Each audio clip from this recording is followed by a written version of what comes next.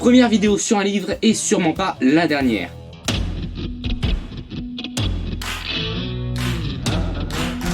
Bonjour tout le monde, on se retrouve aujourd'hui pour parler de la série de livres Le Sorceleur, écrite par Andrzej Sapkowski, incroyable accent polonais, je sais, qui a été publiée entre 1990 et 2013. Elle est composée de 2 recueils de nouvelles que vous devez impérativement lire, et ce avant les 5 romans qui suivent, pour comprendre l'histoire. La saga littéraire a donné lieu à une série de jeux vidéo The Witcher développé par le studio CD Projekt Red, le 3e opus est d'ailleurs un chef-d'œuvre, et à une série télévisée diffusée sur Netflix depuis 2019, dont la 2e saison arrive en décembre, et du coup c'est pour ça que je reviens sur la saga de livres. Cette vidéo vous permettra aussi de mieux connaître l'univers du sorceleur si jamais ce n'est pas déjà le cas.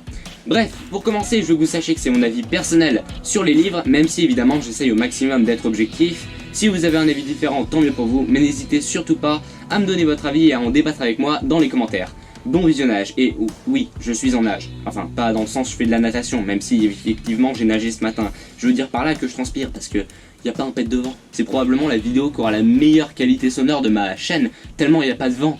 Bref, bon visionnage. On suit donc Geralt of Rivia, parce que franchement, Géralt de Rive, on emmerde, qui au cours de ses aventures va se retrouver lié par le destin à une jeune fille, Cirilia, Fiona, je sais plus quoi, elle a un nom énorme, mais on va pas faire son nom quand même. Me dites pas qu'on va devoir lister son nom complet. Je le connais pas, je l'ai pas noté, voilà.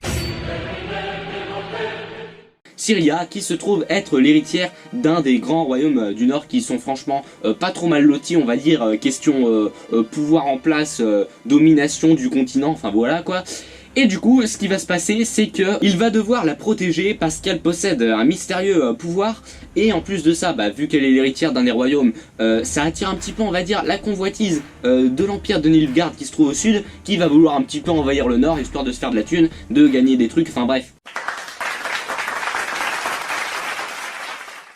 Et en fait ils vont tout tenter pour la retrouver cette jeune fille, parce que en plus qu'elle a un pouvoir, en plus qu'elle est héritière, en plus qu'un autre truc que je vais pas vous spoiler, mais dis donc, l'empire de Nilfgaard, il a tout intérêt à retrouver Cirilia et envahir le nord. En fait c'est carrément pire que ça, parce qu'en fait ils veulent tellement retrouver Cirilia qu'ils veulent envahir le nord pour la retrouver, c'est même pas ils veulent trouver Cirilia pour envahir le nord. Non, non, non, les deux sont intrinsèquement liés de manière intrinsèque.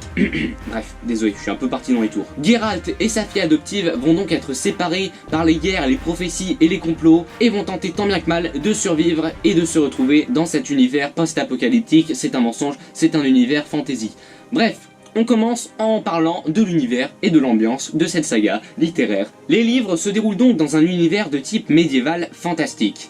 Après un cataclysme survenu il y a plusieurs millénaires il me semble, qu'on a appelé la conjonction des sphères, plusieurs mondes se sont rentrés dedans, t'as des mondes qui s'alignent ou un truc comme ça, on sent pas le coquillard en fait, tout ce qui est important, il y a un petit bout de chaque monde qui commence à se disperser de manière subjonctive, et du coup ce qui s'est passé c'est que ça a réuni dans un même monde les humains, les non-humains et les monstres du coup qui sont tous un peu regroupés dans cet endroit. Dans cet univers inspiré du folklore polonais, on retrouve notamment les sorceleurs qui sont donc des hommes qui pendant leur enfance ont subi un entraînement intensif et des mutations génétiques, chimiques, magiques et tout ce que tu veux qui leur permettent du coup d'avoir une force et des réflexes vraiment accrus. Et voilà, du coup c'est des mecs qui sont plutôt bien en forme on va dire, c'est un peu l'opposé de moi tu vois. Moi je monte un escalier de 5-6 marches, tu vois, je tombe par terre et t'as ma langue qui se déroule sur 20 mètres. Les sorceleurs eux ils sont plutôt du genre à se friter avec des trolls en pierre de 10 mètres de haut, ou bien avec des kikimors plutôt balèzes, donc voilà.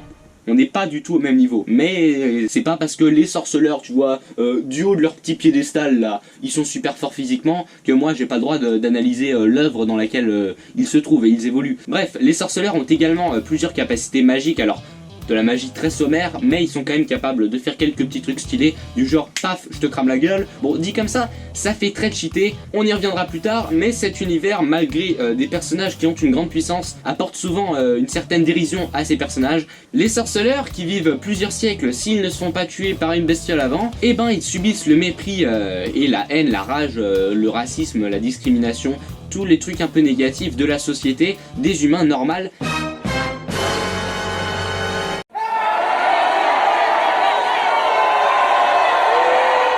Qui du coup les voit comme des mutants, des monstres, des bêtes sauvages sans émotion, mais pourtant ces humains ne se gênent pas pour leur demander de tuer des monstres de temps en temps, et ils respectent très rarement leur paiement parce que les humains c'est des connards alors que les sorceleurs ils sont super sympatoches. Dans l'ensemble il y en a des sympas des deux côtés, des méchants des deux côtés, mais bon, vous avez compris l'idée. Cependant, l'ère de ces chasseurs de monstres s'achève car la création des sorceleurs est devenue impossible et les monstres, eux, se font de plus en plus rares. On a aussi les magiciens qui, eux, peuvent largement vivre plusieurs millénaires. Quand tu croises un magicien qui a dans les 500 ans, oh putain il est jeune celui-là. Et on a également les non-humains comme les elfes, les nains, les hobbits, après on a toutes sortes de monstres aussi qui sont plus ou moins pacifiques. Donc on a des monstres plutôt sympatoches comme les Dopplers et des monstres un peu plus chiant la tulipe on va dire, comme par exemple, je sais pas moi, une Kikimor, un vampire, ce genre de truc.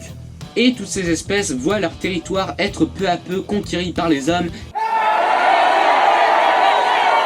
qui veulent évidemment dans leur soif d'avidité, de pouvoir, de progrès, veulent tout dominer parce que bon voilà, les humains ils sont comme ça, on les connaît, ils sont égoïstes, avares. On est sur un univers très cru avec de la violence, de la politique, du sexe, alors ça, beaucoup, et honnêtement c'est pas pour me déplaire. Et à tous ceux qui pensent que le sorceleur copie Game of Thrones, je ne vous répondrai qu'une chose. Le sorceleur, 1990, Game of Thrones, 1996. Charming man. Bref, de toute manière, l'univers n'a rien à voir avec Game of Thrones. Déjà, ici on a beaucoup plus de magie, beaucoup plus de monstres, et le tout n'est pas présenté avec le sérieux de Game of Thrones. Il y a toujours ce côté un petit peu vulnérable que j'aime bien. Par exemple, on suit Geralt, donc qui est un sorceleur surentraîné, le pro pour tuer des monstres, et pourtant, il n'est pas invincible, il n'est pas surpuissant parce qu'il lui arrive très souvent dans les livres de tomber sur des monstres dont il n'a jamais entendu parler, qu'il ne connaît pas, ou des fois il va se faire avoir très facilement pendant un combat, tout simplement parce que, je sais pas, parce qu'il trébuche. Donc il y a un côté quand même assez réaliste que j'aime bien parce que tout ça ce n'est pas utilisé pour ridiculiser le personnage. C'est pas fait pour te montrer oh regarde il a trébuché, il est drôle. Non, là dans ce livre du sorceleur, et c'est pour te montrer que les personnages, malgré leur statut de héros, malgré leur grande capacité, ils ne sont pas invincibles et des fois, manque de bol, t'as trébuché sur un caillou mon pote. D'ailleurs, en parlant de chasser des monstres, même si le personnage principal est un sorceleur, on va voir très peu de monstres et quand on en voit, ce sera généralement des monstres pacifiques et inoffensifs. Ne soyez pas surpris, par exemple, il y a beaucoup de gens qui ont regardé la série télévisée et ont été vraiment très surpris et déçus de ne pas voir plus de monstres. Mais en fait c'est normal, alors vous avez le droit d'aimer ou de pas aimer, voilà c'est un parti pris, mais c'est une série qui ne se concentre pas du tout sur ça, voilà c'est un peu le background. À part dans les jeux vidéo où ils ont vraiment mis les monstres au premier plan, en général c'est l'histoire d'un chasseur de monstres qui va devoir apprendre à vivre dans un monde nouveau où il y a de moins en moins de monstres et où il va devoir réussir à survivre dans un monde qui n'est plus forcément adapté à lui. Un des thèmes principaux de la série de livres est aussi le thème de la surexploitation de l'environnement par l'homme qui détruit tout sur son passage et c'est assez amusant parce que par exemple tu vas avoir Geralt qui est chasseur de monstres professionnel qui ne va pas tuer la majorité des monstres qu'il rencontre parce que c'est des monstres en voie de disparition, donc c'est un peu contradictoire mais c'est vraiment marrant.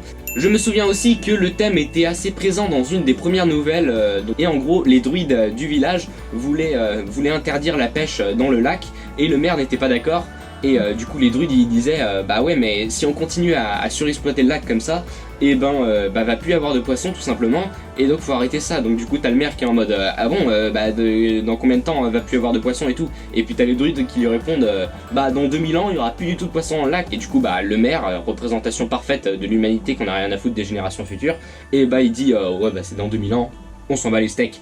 Et voilà, je trouvais que c'était assez sympa et du coup ça se retrouve dans toute la série. À chaque fois qu'il va y avoir un monstre ou des créatures, ça va être très souvent des espèces en voie de disparition à cause du progrès des hommes qui détruisent tout le continent. Sinon, que ce soit dans les livres, les jeux vidéo ou la série Netflix, il y a toujours un côté d'autodérision et de démystification de l'univers et des personnages qui fonctionne assez bien. Par exemple, pour ce qui est de la démystification, on va souvent prendre le contre-pied de ce qu'on pourrait attendre en fonction des croyances populaires des gens par rapport aux monstres. Par exemple, un extrait où un personnage va demander à Geralt quel monstre peut-on tuer avec un miroir, et Geralt va lui répondre n'importe lequel à condition de lui balancer directement dans la gueule.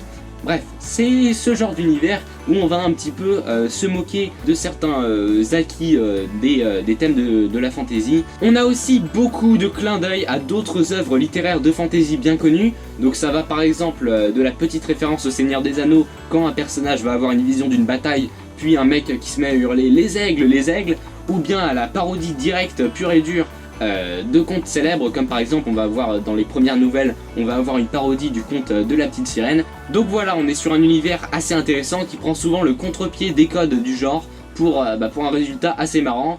On passe à l'histoire. Bon, je vous préviens, je ne vais pas faire une analyse littéraire des livres, parce que honnêtement, j'ai autre chose à faire que d'apprendre le polonais pour me retaper tous les livres en version originale et en faire une analyse précise des figures de style et de tous les outils littéraires utilisés. Non, là, j'ai vu ça,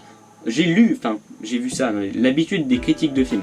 Personnellement, j'ai lu les livres en français, c'est quand même plus facile, et pour ce qui est du niveau d'écriture, je trouve que c'est assez basique. Ce n'est pas mauvais, mais ce n'est pas non plus incroyable. Du coup, le livre est toujours raconté à la troisième personne, mais par contre, la focalisation change parfois. Des fois, tu vas avoir un point de vue très omniscient, très romancé, comme raconté par un conteur, en mode bon, il se baladait tranquillou, mais il ne savait pas que dans moins d'une minute, il allait se prendre un gros pain dans la tronche. Et à d'autres moments, au contraire, c'est raconté avec un point de vue plus interne, qui te met bien dans la peau des personnages, et du coup, bah voilà, l'effet est assez marrant, selon les fois, ça peut être raconté de manière assez marrante, mais globalement, rien de rocambolesque. Donc voilà, d'après moi, ce n'est pas du haut niveau, mais ça fait très bien le taf, et ce n'est pas du tout dense à lire, ça se lit très bien, donc c'est pas mal. Le plus gros point fort des livres, c'est qu'ils sont vraiment pleins d'humour. Je me suis retrouvé plein de fois à me tordre de rire devant mon livre, et j'ai fait des captures d'écran de plein de moments des livres. Alors je dis capture d'écran parce que oui, comme vous l'aurez remarqué, je les ai pas en livre papier, du coup j'ai mis ceux-là histoire de meubler un peu le meuble. Donc voilà, non, moi je les ai pas en papier, je les ai lus sur tablette. Et du coup voilà, pour en revenir à ce que je disais, qu'est-ce que je disais, j'ai une liste de 50 captures d'écran parce que je trouve ça tellement drôle que j'ai fait des captures d'écran comme ça, des fois je les lis de temps en temps, ça me fait marrer. Bref, c'est des livres que je trouve vraiment très marrants. Alors attention, ce n'est pas du haut niveau, au contraire c'est même très souvent immature, mais paradoxalement c'est souvent raconté avec une certaine finesse et une certaine maturité. Enfin, pas tout le temps, des fois tu vas avoir des trucs qui vont être immatures sur toute la ligne, mais dans la globalité, le livre arrive à quand même être intelligemment stupide, si vous voyez ce que je veux dire. C'est le genre de livre où, autour d'un feu de camp, les personnages vont se lancer dans une discussion philosophique sur le rôle sexuel des vampires dans la pensée commune. Voilà. Mais cet humour n'empêche pas non plus les livres d'être dramatiques et de traiter de certains sujets sérieux, comme par exemple le racisme, qui est montré à travers le mépris des humains envers le sorceleur ou d'autres espèces comme les elfes ou les nains. Et un des aspects les plus représentatifs de l'univers de The Witcher, c'est le fait que les livres ne sont absolument pas manichéens. Il n'y a pas de grands méchants, il n'y a pas d'ennemis, tout le monde a un petit peu une part de bon, une part de mauvais. Donc par exemple, il y a aussi la guerre qui se déroule pendant tous les livres. Et tu peux pas vraiment dire que les envahisseurs sont tous méchants, ni que les royaumes du Nord sont les gentils, parce que d'un côté comme de l'autre, il y a des soldats, il y en a qui sont cons, il y en a qui sont sympas, il y en a qui n'ont pas eu le choix, il y en a qui aiment torturer les gens. Bref, il y a de tout, c'est absolument pas manichéen, il y a des trucs bien, des trucs mauvais qui se mélangent, qui s'entremêlent. Donc bref, c'est franchement bien foutu et plutôt bien équilibré. Du côté des dialogues, c'est pareil, on utilise souvent un vocabulaire assez ancien, mais le langage reste familier et cru, et du coup ça donne un contraste assez sympathique et original. Par exemple, dans Le Seigneur des Anneaux, les rois vont toujours parler avec noblesse, avec finesse et supériorité, alors que par contre dans Le Sorceleur, quand tu vois les rois faire des blagues de merde, ça les réduit et ça montre qu'au final c'est que des gens comme les autres, voire encore plus imparfait, et je trouve que ça donne un certain réalisme, je sais pas, je trouve que ça donne vraiment un côté assez original, et vraiment qui essaye, encore une fois dans la même veine que ce que je disais au-dessus, qui essaye vraiment de démystifier, de tourner à la dérision un peu tout ce monde politique médiéval, et ça marche très très bien. On a aussi beaucoup d'anachronismes dans les expressions utilisées, c'est vraiment drôle. Mais bon, malgré toutes ces qualités, c'est loin d'être parfait. Déjà, les deux recueils de nouvelles racontent des histoires totalement indépendantes, différentes aventures de Geralt, et du coup ça manque un peu de fil conducteur. Alors évidemment c'est les nouvelles, c'est normal, mais si comme moi vous avez un peu de mal avec les nouvelles justement, et vous allez devoir vous forcer un petit peu pour atteindre les romans, parce que je le rappelle, les nouvelles sont obligatoires pour comprendre le reste. C'est vraiment la base de l'histoire des romans. Tu ne peux pas regarder, tu ne peux pas lire les romans sans avoir lu les nouvelles, ou alors tu vas rien comprendre. Enfin, les nouvelles sont quand même sympas, j'ai pris du plaisir à les lire, mais quand tu lis quand même plusieurs soirées complètes et que tu vois juste des trucs qui n'ont aucun lien entre elles, c'est pas mon truc. Après, je sais qu'il y a des gens qui aiment bien les nouvelles. Voilà, moi c'est pas mon délire, je vous le dis.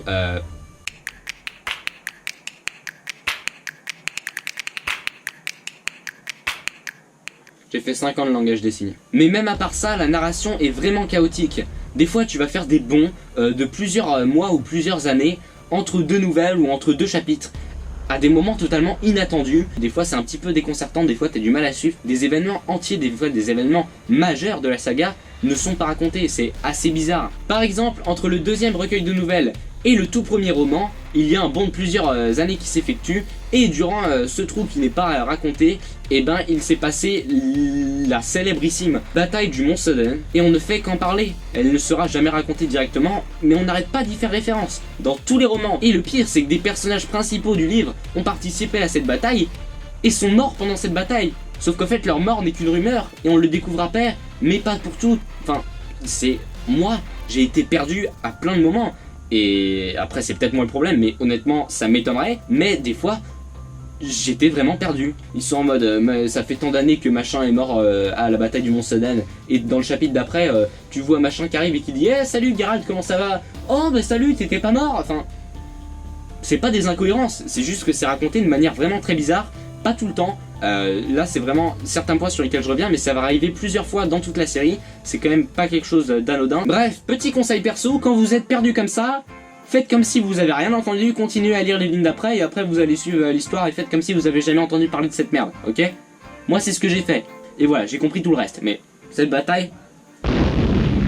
Il y a aussi des longueurs, surtout dans les deux derniers romans il me semble, je ne suis pas sûr. Parce que oui, pardonnez ma mémoire défaillante, mais ça fait 1 an que je les ai pas lus les livres, alors voilà. En tout cas, tout ce que je veux dire, c'est que des fois il y a vraiment des longueurs. Par exemple, il me semble que c'est dans l'avant-dernier roman, il me semble qu'il y a un tiers du livre, j'exagère peut-être, où on ne voit que les personnages marcher. Ça me rappelle un peu, dans Le Seigneur des Anneaux, il me semble que c'était à la partie 2 ou 3, les deux tours, ou bien le retour du roi, il y avait un moment où on voyait Frodon et Sam qui marchaient, j'avais arrêté parce que après avoir lu tout ça d'épaisseur, pour se retrouver à lire qu'il marche pendant 20 pages, voilà, ça a été ça ma réaction. J'ai fait une pause pendant 1 mois et je l'ai fini après. Bref, tout ce passage où tout le monde marchait dans les marais, j'ai lu en diagonale parce que j'avais franchement l'impression que c'était là pour remplir des pages. Ça cassait totalement le rythme et je trouve que ça n'avait aucune utilité. À la limite si, pour montrer que le voyage commence à leur peser et qu'il commence à y avoir des tensions dans le groupe. Voilà, c'était le cas, ça permettait de montrer ça, mais il n'y avait pas besoin de faire 50 pages là-dessus. Et le pire, c'est qu'il y avait, il me semble, alors je dis ça d'après mes souvenirs, je me souviens pas exactement, mais il me semble qu'en plus de ça, t'avais des grosses déceptions, dans le sens où tu les vois marcher, c'est chiant, et là, hop, tu passes à un autre personnage, tu passais à Ciri par exemple, qui elle était tout seul à essayer de survivre, et là tu te dis, ah cool, ça veut dire qu'ils ont changé, donc quand on va revenir sur Geralt, ils vont avoir fini de marcher. Eh ben non, tu reviens sur eux et tu tapes des centaines de pages de marche. De la même façon, vu que pendant toute la saga, on raconte l'invasion de l'Empire de Nilfgaard qui essaye d'envahir les royaumes du Nord, et du coup, voilà, tu as plein de guerres, d'événements politiques, et du coup, dans le tout dernier roman, il y a un énorme passage politique. Comment on va répartir les zones géographiques, comment on va mettre quel roi sur le trône de tel royaume. Un énorme passage politique dans ce genre là, voilà, pour te résumer la situation. Voilà, maintenant que la guerre est finie, qu'est-ce qui se passe pour le continent au niveau de la politique? Dans cet énorme passage, on te demande de te souvenir de noms de personnages que tu n'as pas vus depuis les premières nouvelles. On va te ressortir des noms et puis toi tu t'en souviens, mais attends, mais lui il a le même nom que lui, ah non c'est pas tout à fait le même nom. Franchement, qui en avait quelque chose à foutre de la politique des royaumes du Nord? Alors moi, ça me dérange pas de lire des pavés comme Le Seigneur des Anneaux que j'ai d'ailleurs reposé à l'envers, mais j'ai pas envie de lire un traité sur la politique des royaumes du Nord, bon sang. Pour moi, la guerre c'était qu'une toile de fond. C'est l'histoire avant tout d'un père qui essaye de retrouver sa fille pendant qu'il y a le monde qui est en guerre.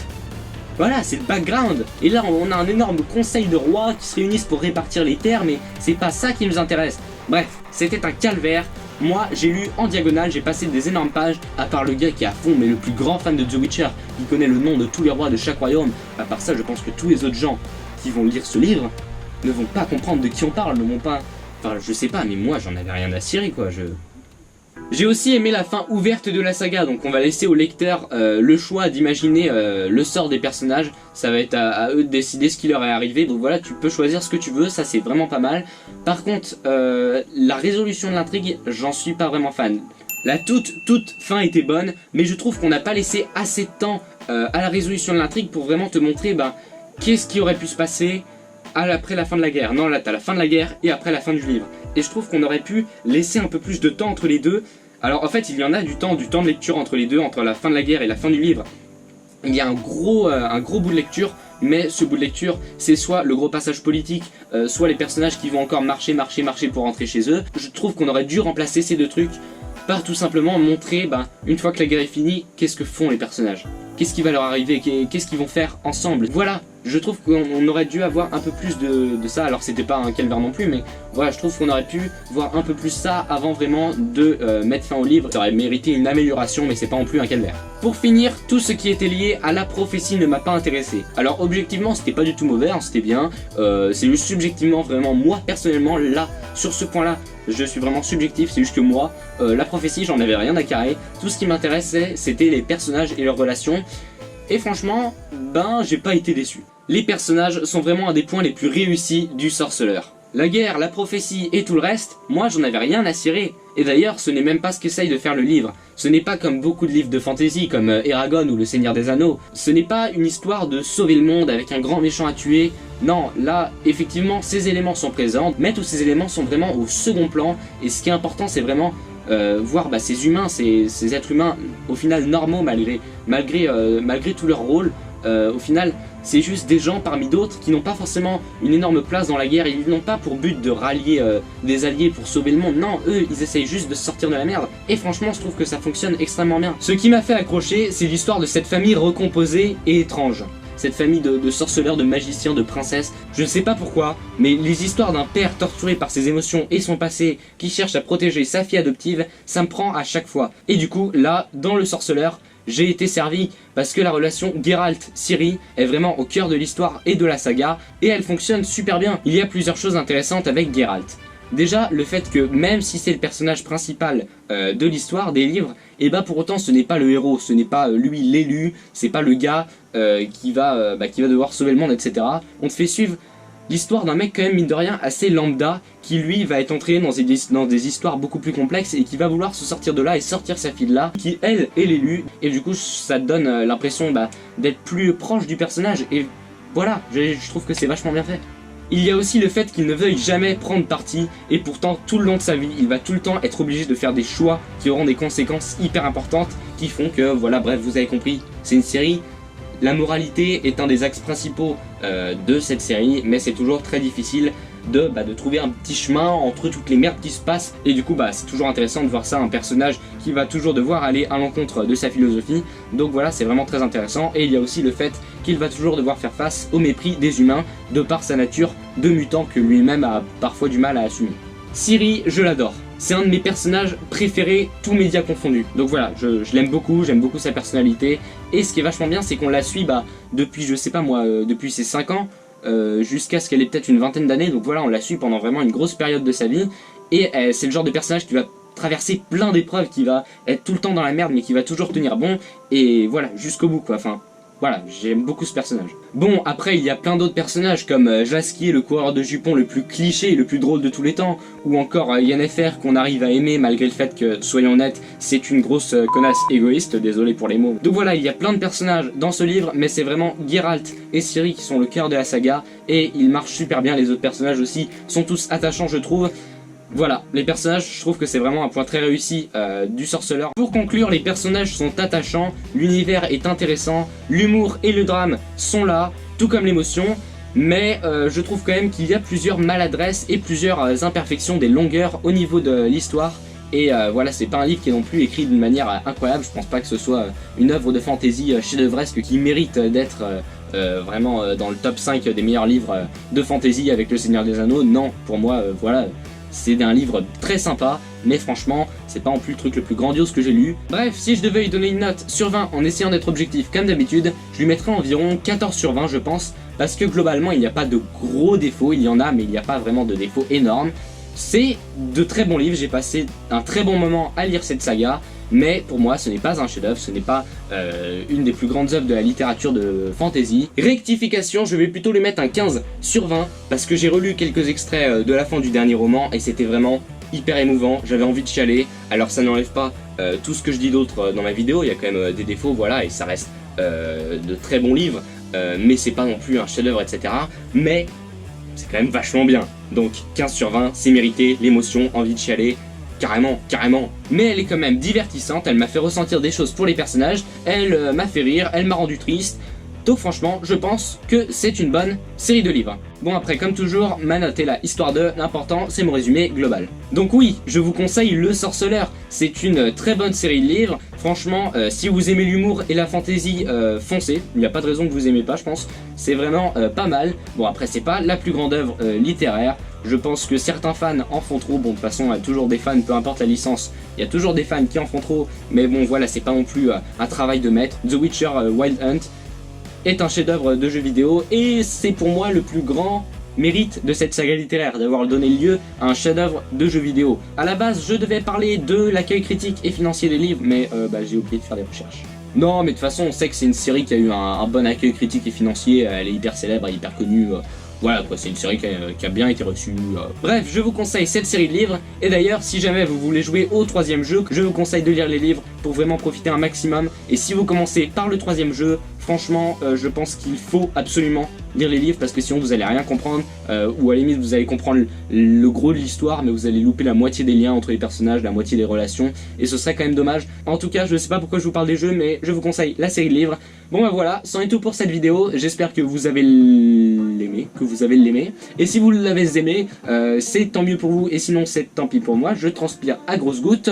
On se retrouvera bientôt normalement pour la critique de la saison 1 de The Witcher. On passera out la critique des jeux parce que j'ai joué que au troisième et franchement je l'ai même pas encore fini. Il est absolument génial. J'en ferai peut-être la critique un jour, mais c'est chaud, c'était vraiment chaud. Il est tellement gros, je sais même pas si j'ai assez de place sur mon ordi pour faire un enregistrement de tout mon gameplay. Alors voilà, salut.